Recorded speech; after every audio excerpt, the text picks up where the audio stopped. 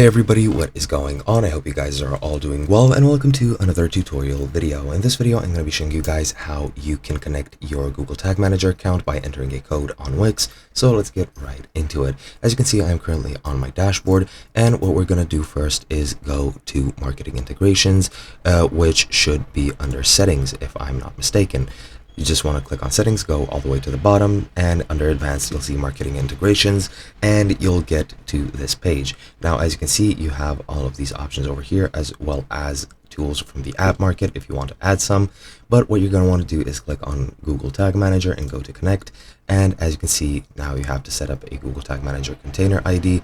And once you're done with that, you'll need to add the Google Tag Manager by entering the code. Now, as you can see, it is only a premium feature, so you will need to upgrade to premium if you don't already have it on Wix.